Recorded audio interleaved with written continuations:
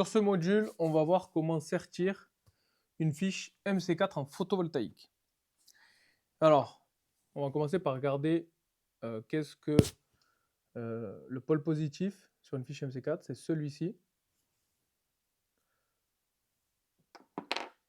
L'embout, c'est toujours le plus gros. Si on prend le pôle négatif, on le voit, il est beaucoup plus petit. Donc pour se rappeler, le plus gros, c'est le plus. Et en fiche, c'est le mal. Le négatif, en femelle, on a toujours une petite marque ici. On ne le voit pas, c'est incrusté dans le plastique, mais ça permet d'avoir un repère. Et comme j'ai dit, l'embout, c'est toujours le plus petit. Quel outil on a besoin pour faire un bon sertissage? Une pince de sertissage de la marque Stobli, qui est ici. Sur la mâchoire, on peut faire du 2,5, 4 et 6 mm. Pour info, le 4 mm, c'est ce qu'on trouve directement sur les câbles qui sortent des panneaux. 6 mm, principalement, c'est le câble qui est raccordé à l'onduleur sur une chaîne. Une pince coupante, bien sûr, pour bien couper le câble, pour que ça soit bien droit sur la coupure. Et idéalement, une pince à dénuder, toujours la marque Stobli, qui est la référence dans la partie sertissage et fiches. Même les fiches, si vous voulez, il faut prendre que la marque Stobli. Aujourd'hui, c'est la référence.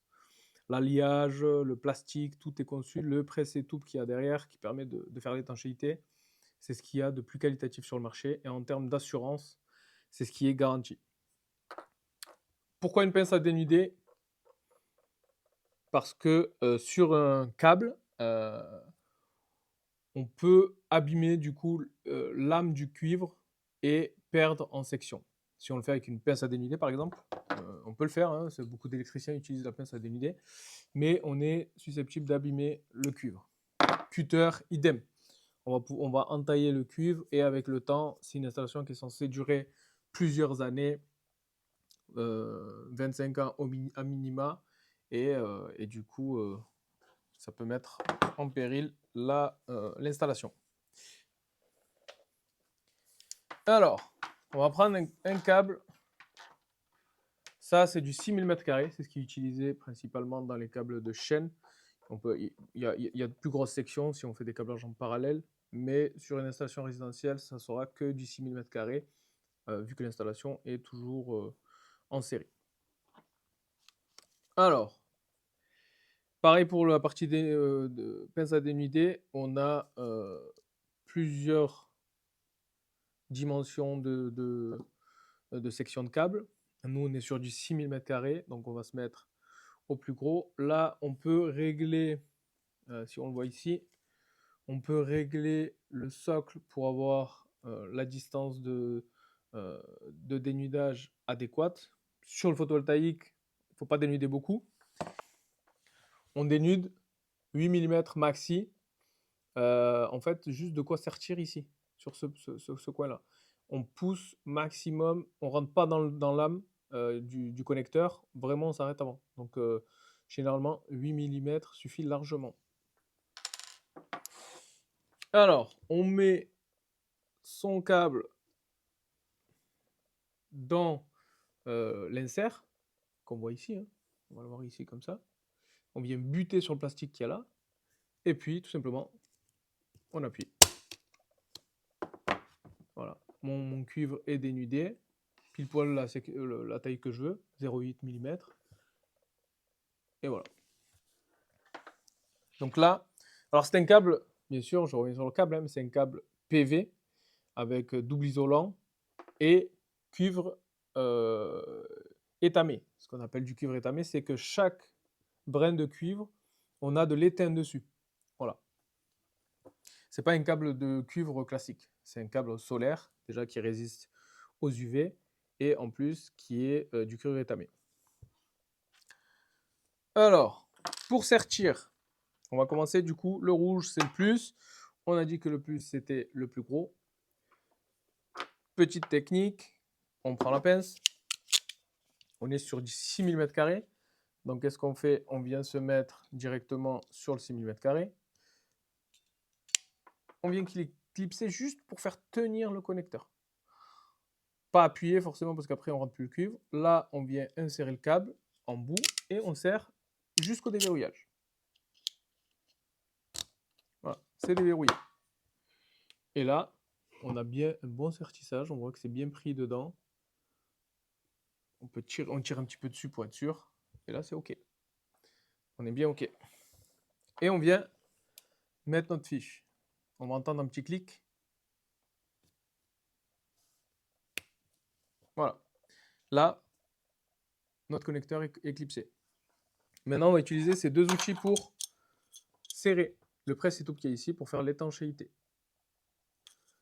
Comment ça se met? Hop, on vient, il y a une petite encoche, on vient rentrer le câble là, on vient passer notre outil dans le presse-étoupe et au-dessus, on vient mettre la clé comme ceci.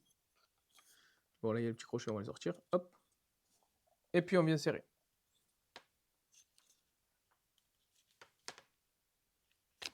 Voilà, c'est tout bon. On est serré.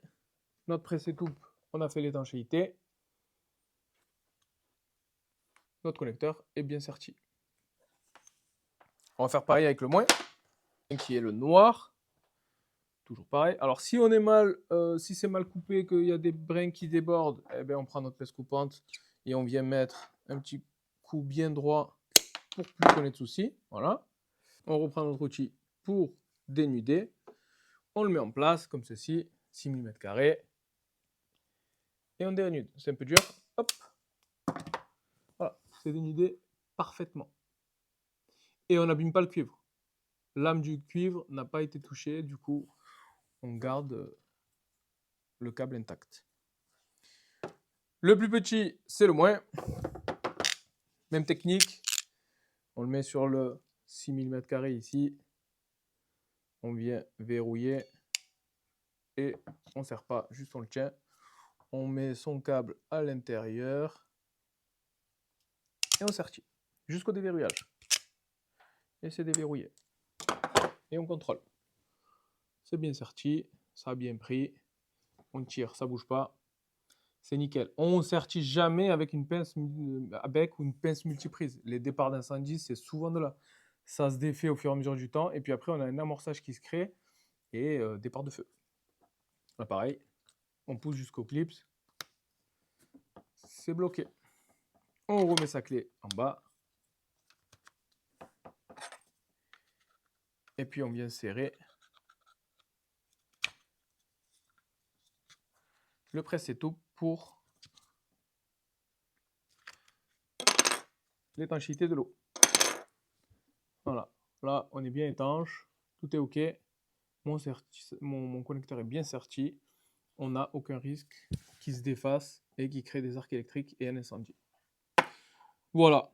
Alors, pour revenir là-dessus, petit résumé.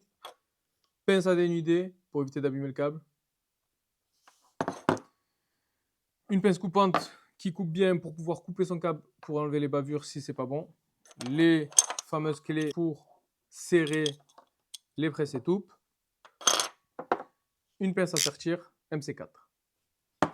Petite info, les petites bornes là qui sont sur les clés, c'est fait pour déverrouiller le connecteur une fois qu'il est clipsé. Quand vous arrivez et que vous êtes en plus-moins, là pour le déverrouiller avec les mains, c'est un peu embêtant. Bon, on y arrive, mais c'est un peu embêtant. Mais sinon, il y a ce type de connecteur qui permet de déverrouiller. Voilà. Après, ça se fait aussi, ça évite d'abîmer avec un tournevis. Voilà. Bon, des fois, avec les doigts, ça marche. Si on appuie bien, on y arrive aussi. Voilà pour ce petit tuto de sertissage de fiche MC4.